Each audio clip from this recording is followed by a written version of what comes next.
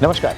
In today's episode of Marathon Mindset, we are going to talk about the Pune International Marathon over the last 38 years. The marathon has seen every episode being conducted very successfully and there is a very strong team working behind it. Pune आंतरराष्ट्रीय मॅरेथॉनची यशस्विता या मॅरेथॉनसाठी काम करणाऱ्या कार्यकर्त्यांची यशस्विता आहे आणि या सगळ्यांच्या मागे एक खंबीर हात आहे जे आज माझ्याबरोबर आहेत. श्री अभय छाजेडजी, ॲडव्होकेट अभय छाजेड, या मॅरेथॉनचे सर्वसर्वा. सर, मॅरेथॉनमध्ये कसे आलात आणि कशी काय यामध्ये तुमचा सहभाग झाला? How did you get into marathon? मी नगरसेवक असताना प्रल्हाद सावंत यांची भेट झाली आणि खेळामध्ये आपण लक्ष घालावं अशा पद्धतीने त्यांनी त्या काळामध्ये मला सांगितलं. आणि त्याच्या अगोदरही बरेचसे राजकीय मंडळी ही खेळामध्ये ओढण्याचा प्रयत्न प्रल्हाद सावंतांनी अत्यंत यशस्वीरित्या केला होता.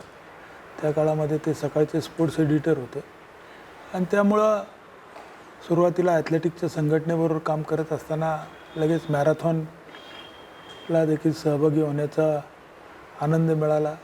शहराचे नेते त्यावेळेस सुरेश कलमाडी होते आणि सुरेश कलमाडींनी ही मॅरेथॉन 1983 साली सुरू केली आणि त्यामुळं एक कार्यकर्ता म्हणून या मॅरेथॉनच्या चळवळीमध्ये आम्ही सहभागी झालो. पुणे आंतरराष्ट्रीय मॅरेथॉन ही देशातली पहिली आंतरराष्ट्रीय स्पर्धा आहे. तर जेव्हा ती पहिल्यांदा सुरुवात केली त्यावेळेला काय अडचणी आल्या होत्या आणि कशा पद्धतीनं ही मॅरेथॉन आयोजित केली गेली? पहिली मॅरेथॉन तर खरं म्हटलं तर मी पहिल्या मॅरेथॉनला नव्हतो. पहिली मॅरेथॉन जे ऐकलेलं आहे की रूटवर रात्री ठेवलेले मार्क्स त्यांनी काढून टाकले, त्यामुळं पळणारा खेळाडू पुढे गेला, मग ते खेळ डिस्टन्स ॲडजस्ट केलं आणि मॅरेथॉनचे रिझल्ट काढले. पण ह्या सगळ्या पार्श्वभूमीवर अनुभव घेता घेता मला असं वाटतं की एक तांत्रिकदृष्ट्या अत्यंत उत्तम अशा प्रकारचा संघ पुणे शहरामध्ये तयार झाला. बरं. आणि तो संघ जो आहे एवढ्या मोठ्या प्रमाणावर ऑफिशियल्स पुणे शहरामध्ये आहेत की ते स्वतः आंतरराष्ट्रीय मॅरेथॉन करू शकतात. आंतरराष्ट्रीय मॅरेथॉनला खूप मोठ्या प्रमाणावर तांत्रिक अधिकाऱ्यांची गरज असते आणि बरीचशी कामं ही त्या ठिकाणी मॅरेथॉनच्या अगोदर 2-2.5 महिन्यापासून सुरुवात होतात. बरोबर. आणि मग रस्त्याची आखणी, त्याला मान्यता, त्याच्यानंतर मग खेळाडूंचं पार्टिसिपेशन, मग ते कमी जास्त करायचं, असे वेगवेगळ्या गोष्टी असतात. सुरुवातीच्या टप्प्यामध्ये मला आठवतं की पुणे महानगरपालिकेचे जवळजवळ 30,000 विद्यार्थी हे सहभागी व्हायचे आणि प्रचंड असा गर्दीचा लोंढा आपण त्यावेळेस पाहिलेला आहे. पुणे महानगरपालिका पूर्ण सज्ज असायची.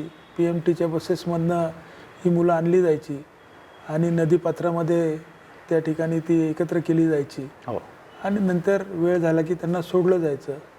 खंडोजी बाबा चौकामध्ये ही मॅरेथॉन काही काळ म्हणजे बऱ्याच कालावधीसाठी खंडोजी बाबा चौकामध्ये ही मॅरेथॉन सुरू व्हायची. आणि मॅरेथॉनचं ज्यावेळेस सुरुवातीच्या टप्प्यामध्ये होती त्यावेळेस पुणे शहर हे त्या मानाने खूप वाढलेलं नव्हतं. बरोबर.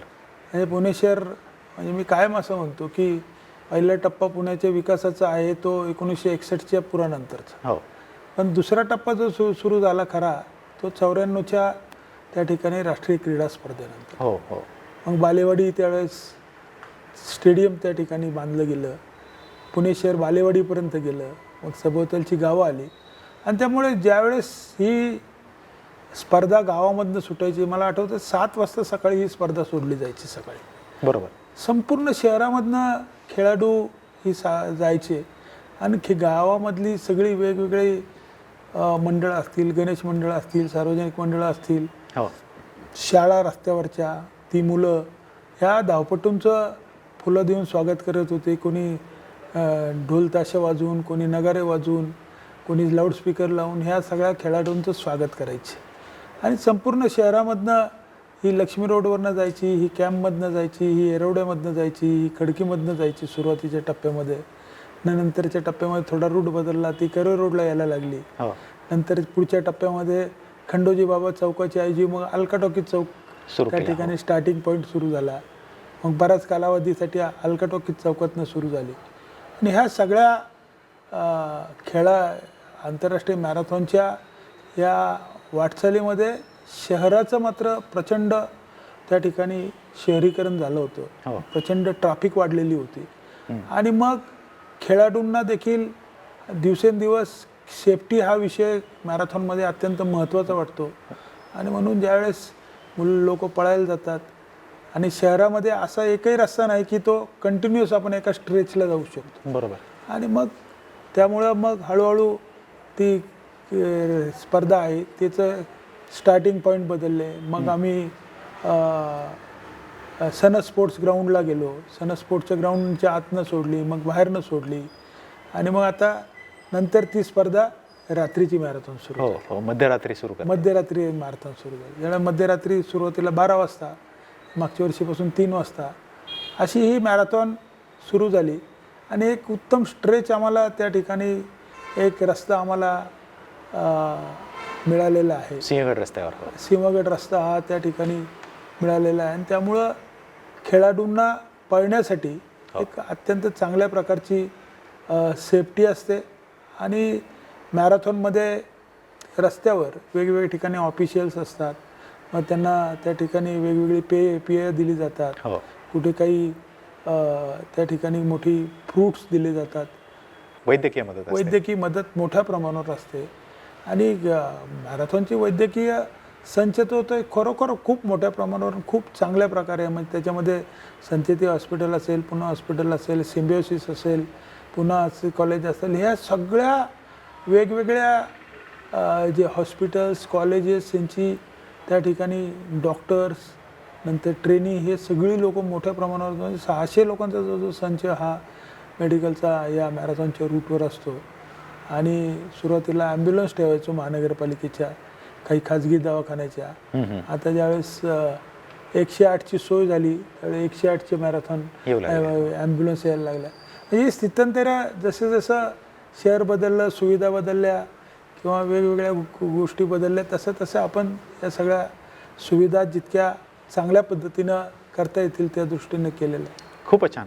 1983मध्ये ही मॅरेथॉन सुरू झाली आणि या मॅरेथॉनचा असा एक इतिहास आहे की ह्या मॅरेथॉनला बघून इतर ठिकाणी मॅरेथॉन सुरू झाल्या. मग मुंबई असेल, दिल्ली असेल, परंतु त्या मॅरेथॉन्स तितक्या चालल्या नाहीत. काही वर्ष सुरू राहिल्यानंतर बंद पडल्या. ही मॅरेथॉन गेली 37-38 वर्ष सातत्याने आयोजित होते. याच्या मागचं रहस्य काय? मी तर कायम असं म्हणतो, ज्यावेळेस सळसळतं तारुण्य पुण्याच्या रस्त्यावर दिसतं त्या दिवशी मॅरेथॉन आहे अगदी असं मला वाटतं. पण हळूहळू एक मला असं वाटतं की पळण्याचं कल्चर सुरू झालं. पुणे मॅरेथॉननी ते कल्चर सुरू केलं असं मी म्हटलं तर चुकीचं ठरणार नाही.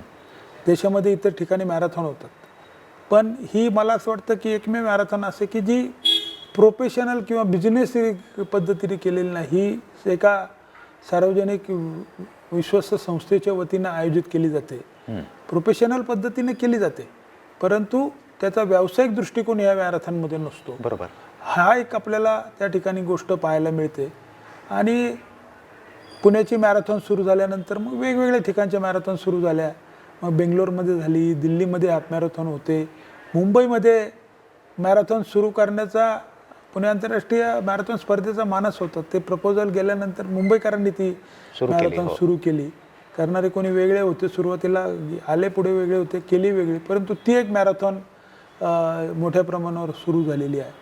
तर आता हे जे पळण्याचं कल्चर आपण पाहतोय की सगळ्या शहरांमधनं वेगवेगळ्या भागांमध्ये पळणारी खूप मोठ्या प्रमाणावर त्या ठिकाणी आपल्याला नागरिक दिसतात. हे पुण्यामध्येच मधल्या काळामध्ये 70,000 लोकांचा अधिकृत आकडा आहे की जे वेगवेगळ्या मॅरेथॉनमध्ये पळालेले. क्या बात. तर अशा पद्धतीनं लोकांमध्येच ही हळूहळू चळवळ गेली.